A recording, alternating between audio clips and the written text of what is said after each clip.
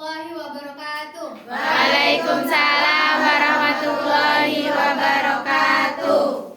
Sebelum pembelajaran dimulai, marilah kita berdoa terlebih dahulu agar apa yang kita pelajari hari ini dapat bermanfaat.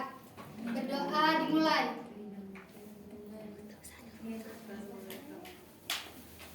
Ada yang tidak hadir hari ini? Alhamdulillah. Sudah pada sarapan? Belum. Kenapa tidak sarapan? Ibunya belum masak. Ibunya ada, Bu. Ibunya belum aja. Ibunya Ada yang ingat pelajaran minggu kemarin tentang apa? Ekosistem, Bu. Kemarin kita belajar tentang sistem organisasi kehidupan makhluk hidup. Iya, Bu. Di mana bagian terkecilnya yaitu sel, jaringan, organ, sistem organ dan organisme yang nanti akan bergabung di satu tempat namanya ekosistem. Untuk materi kali ini yaitu tentang interaksi makhluk hidup dengan lingkungannya. Tujuan pembelajaran hari ini menjelaskan konsep lingkungan dan komponen-komponennya. Siswa dapat menjabarkan pengertian interaksi. Siswa dapat menjabarkan interaksi antara makhluk hidup yang tidak seimbang.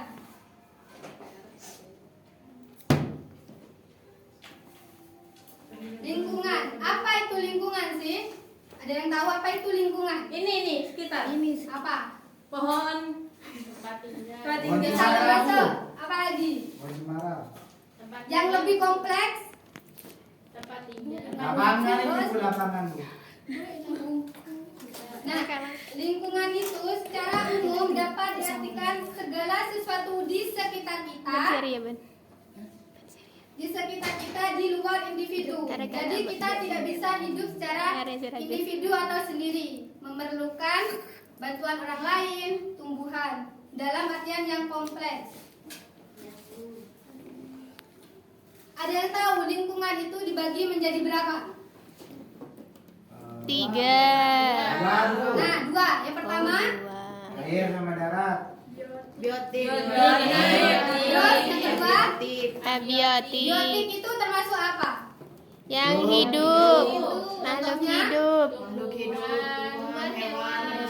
Manusia, Bu. Yang abiotik, Batu, tanah, air. air. Nah, makhluk hidup ini memerlukan lingkungan untuk berinteraksi, bertempat tinggal. Nah, lingkungan ini disebut dengan habitat. Disebut dengan habitat. Nah, habitat antara makhluk hidup dengan makhluk hidup yang lain ini akan berinteraksi membentuk suatu pola yang disebut dengan ekosistem. Kan ada lingkungan yang biotik dan abiotik. Setiap manusia, setiap makhluk hidup akan berinteraksi antara benda hidup dan antara makhluk hidup dengan makhluk hidup atau makhluk hidup dengan benda mati. Nah, salah satunya yaitu makhluk hidup dengan makhluk hidup yang dapat kita lihat dalam peristiwa rantai makanan, jaring makanan itu. Nah, di sini Ibu memiliki beberapa gambar di mana ini nantinya terjadi peristiwa jaring-jaring makanan, makan dan dimakan. Ada yang bisa maju? Seperti ini, Ibu kasih contoh. Tikus makan padi. Padi dimakan oleh tikus. Padi dimakan oleh tikus. Begitu seterusnya. Ada yang tahu? Apalagi Padi dimakan ulat. Daunnya. Tikusnya dimakan ular.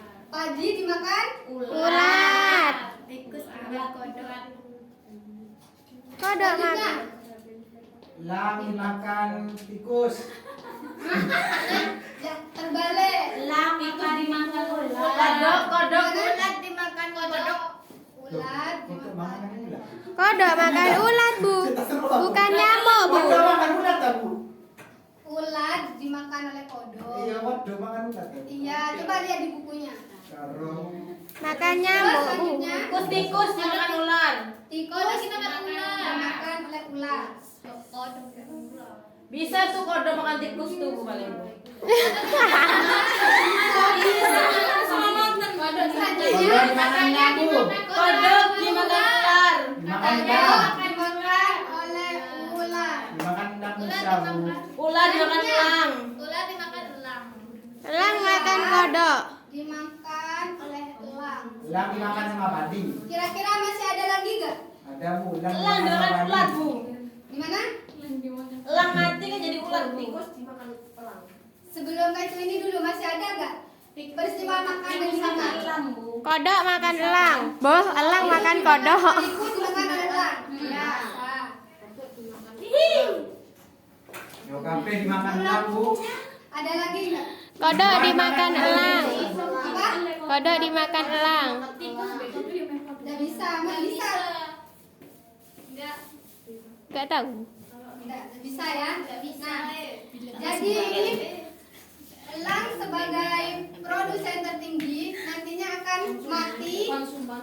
Konsumen yang paling tinggi akan mati menjadi bakteri yang dimakan oleh jamur, nantinya akan kembali lagi diserap oleh tumbuhan.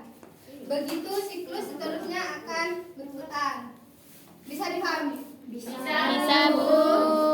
Ada yang mau ditanyakan ke sini? Belum ada. Oh, ada, Bu. Oh, iya. Nah, dari ekosistem ini nantinya akan terbentuk pola simbiosis. Simbiosis itu ada berapa? 3. Pertama, Parasitisme, mutualisme, Lemes. komensalisme, mutualisme. Mutualisme yaitu saling menguntungkan. contohnya mutualisme yang satu untung, satunya juga untung. Contohnya apa? Burung jalak. Nah, apalagi? Bunga dengan ya. Simbiosis. Komensalisme pengertiannya apa? Yang satu untung, satu tidak rugi. Nah, contohnya. Anggrek yang di pohon. Nah, benar sekali. Yang anggrek untung mendapatkan tumpangan dari pohonnya, sedangkan pohon tersebut tidak akan mengalami kerugian. Ya. Yang parasitisme pengertiannya, Satu untung, satu rugi. contohnya Teman yang nggak tahu diri. tali putri dan pohon inangnya. Kutu, Bu. Kutu dengan manusia. Ya, Bu. Nah, kutu dan manusia kutu akan mendapatkan keuntungan menghisap darah dari manusia. Sedangkan manusia itu akan rugi mengalami gatal. Ini simbiosis. Ya, Teman yang nggak tahu diri. Satu untung, satu rugi. bisa termasuk simbiosis. Iya, masuk. Nah, peran organisme tersebut berdasarkan kemampuan menyusun makanannya. Dalam menyusun makanannya, organisme itu dibagi menjadi 2. Yang pertama, autotrof, yang kedua heterotrof. Ada yang tahu pengertiannya? Pengertian dari autotrof. Duyun, Bu.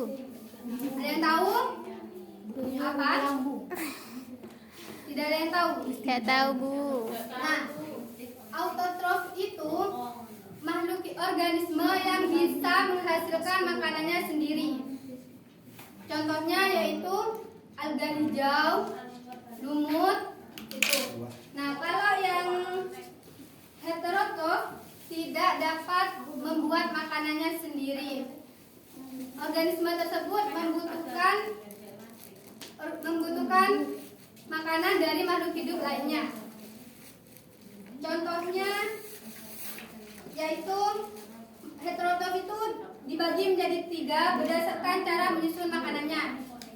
Yang pertama yaitu herbivora, karnivora, dan omnivora. Herbivora, ada yang tahu apa itu herbivora? Pemakan tumbuhan. Pemakan Tumbuhan. Contohnya apa yang pemakan tumbuhan? Sapi. Apalagi? Kuda. Kelinci. Kuda. Terus yang karnivora. Karnivora pemakan apa? Pemakan daging. Contohnya? Singa. Serigala. Macan. Ya. Yang omnivora pemakan apa? Aroma. Manusia, Bu. Omnivora ini pemakan apa? Segalanya dimakan. Baik itu tumbuhan, daging. Salah satu contohnya yaitu kita, makhluk hidup, manusia. Untuk hewan yang pemakan segalanya apa? Contohnya? Kucing. Kucing kadang makan rumput. Makan apa? Kadang makan rumput. Emang ada kucing makan kelapa? Makan itu juga, Bu. Iya, Bu.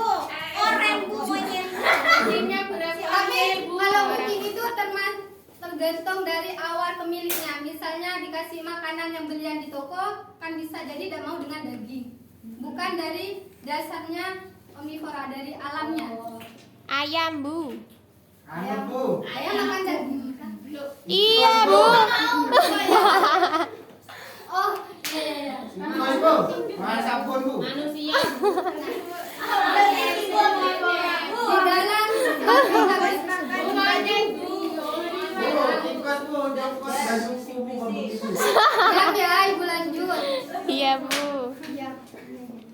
Nah, di dalam suatu lingkungan, di dalam suatu ekosistem habitat, contohnya misalnya di persawahan. Ini kan siklus di persawahan. Nanti jika manusia membasmi hama-hama yang mengganggu pertumbuhan, apa yang akan terjadi? Kepunahan, apalagi? Langka. Apa? Apalagi? Yang paling utama, jika manusia membasmi hama seperti ular, tikus untuk tidak mengganggu pertanian mereka, ekosistem akan tidak seimbang. Jika ular, tikus, dan serangga lainnya tidak ada, maka kata akan kebingungan mencari makanannya. Jadi siklus tidak akan seimbang. Kalau Siap, nggak Bu. basmi, Bu, kan nggak dapat padi. Kalau membasminya terlalu berlebihan. Kalau nggak berlebihan nggak mati, Bu. Kalau tidak berlebihan, misalnya tidak memakai obat pestisida dan obat-obat beracun lainnya.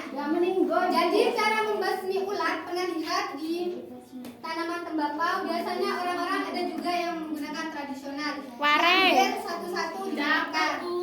Biji itu biar ekosistem tetap berjalan dengan normal. Ada yang mau ditanyakan sampai di sini? Kalau petani tidak mikir gitu, Bu, tidak mikir ekosistem. Sudah paham? Intinya, jika manusia melakukan perubahan yang sangat besar tanpa melihat keadaan sekitar, ekosistem tidak akan seimbang. Contohnya lagi di perairan. Misalnya mencuci di sungai, bisanya kan akan banyak, akan merusak ekosistem yang ada di air. Ada yang mau ditanyakan? Ada yang paham?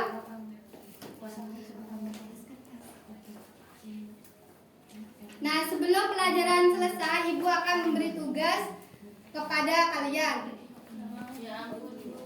Ini tugasnya PR, kerjakan di rumah ya, dikumpulkan pertemuan minggu depan. Tadi sama Pak Ahmad, Bu. Itu kan pelajaran lain. Nah, ini kerjakan di rumah, taruh di lembaran, dikumpulkan minggu depan. Iya, Bu.